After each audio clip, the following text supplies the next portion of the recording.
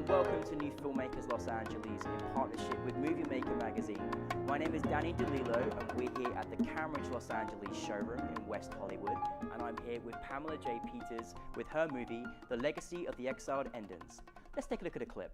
I'm Cherokee and I'm from Los Angeles, born and raised, but my ancestors are from Oklahoma, where the Cherokee Nation is.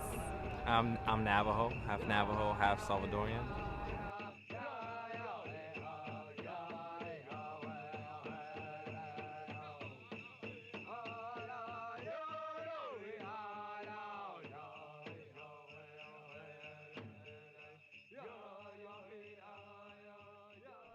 Pamela, thank you so much for being here today.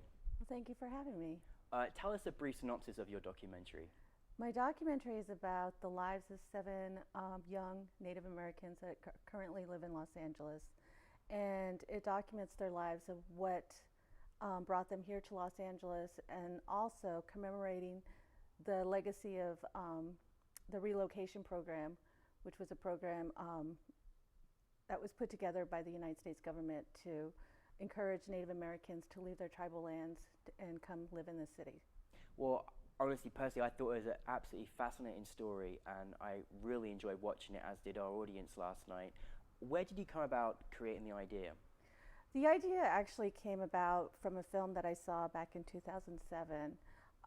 It was a restored film by this filmmaker that I was doing some research about, and his name was Kent McKenzie. He was a student at USC, and he was kind of one of those new upcoming filmmakers back in the late 50s, and he was very much against the whole paradigm of Hollywood filmmaking, the glitz and the glamour, the studios, high budget, and he was a big fan of neorealism films.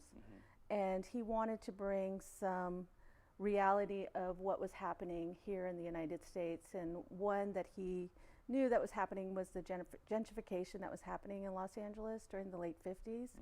So he did this controversial film called Bunker Hill, and while he was doing the film, he encountered these Native Americans, and then he ended up doing some research on his own, and he wanted to document their lives. And so that's what the Exiles original film is about, and I just really wanted to bring to light of what the legacy of the relocation program was about. Yeah, I mean, truly incredible, and you had some incredible people that took part in making the film happen. How did you come about finding those people? Well, I'm very active in the Native American community here in Los Angeles, and so I knew these young adults, and I knew them while I was at UCLA, and then I just knew a few of them just from their parents.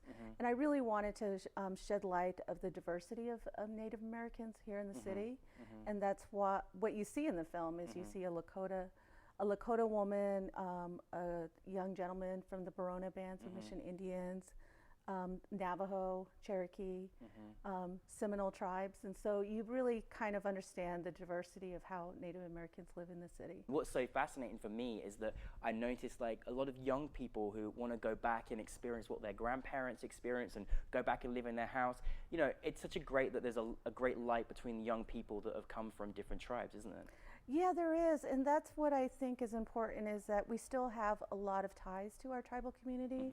A lot of people don't realize that. I mean, these young adults, they are very proud of their tribal nations, and that's why they want to help their people, and they still have that strong connection to their culture and their community, which is their reservation, and they love their homeland. And so that's really what I want to show, because I think when you view reservations, you only see one aspect, you don't see the other aspect. And with my work, I really want to give a balance. I want to shed some light on the good, and then also shed some light on the bad, but give like a narrative that people can understand both aspects. Now, I love the kind of photographic images that you had in there. Where did you find all of those? They were so fascinating. Oh, the beginning of the film. That is actually part of the film, the Exiles, and they're images of a famous photographer. His name was Edward Curtis, and he was commissioned by the United States at the turn of the century to document what they believe was the last of the Indians. because, you know, with what was happening with tribal nations and was the end of the Indian Wars, and so they felt that they eliminated all the Indians, and so let's capture them all before they're completely gone. And those are Edward Curtis images, and I juxtaposed them to what I currently started with, what my project started as a photography project, and I just really wanted to juxtapose that to say, okay, well, these are Indians from the turn of the century, but now today this is Indians here today, and that's where those images came from. Is that really what you wanted to get from the audience? Is to kind of, you know, what is it really you wanted your audience to take from your film? I really want the audience to really see us as contemporary Indians. They don't see us as contemporary Indians in society.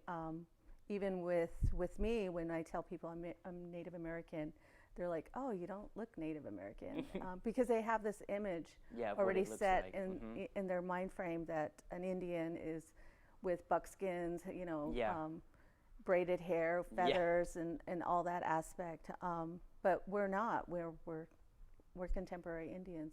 But we still have a strong tie to our tribal communities. I speak, you know, my language, and I know a lot about my culture. What is it like after, you know, all the hard work and making your documentary? What it's like to have your film selected for NewFilmmakers Los Angeles? Oh God, I feel honored. I'm very blessed that you guys selected my film. I think it's important that Angelenos see my work, because I really want to bring to light that we are a society that exists within Los Angeles. We are part of the history of Los Angeles too. As I said at the screening last night, there's all these stories about migrations of other migrations of other communities coming to Los Angeles, African Americans, Mexican Americans, Middle Easterns, even in the 70s. But nobody really knows the migration of American Indians coming to Los Angeles. And so I really wanted to shed some light on that. So. Well, you certainly did, and I really want your film shown in every school in the United States of America and beyond, because I think it shares a very important story. What's next for you as a filmmaker? I'm working on the second chapter of Exiled NDNZ. I'm also expanded from my short. It's expanded into a full documentary. I've been filming. We've locked in a year of filming. Fantastic. 5 of the young adults from the legacy of Exiled NDNZ agreed for me to follow them for the next 2 to 3 years, and so that's not going to be completed until 2017. Oh wow! 18. So you've got a lot of work in front of you.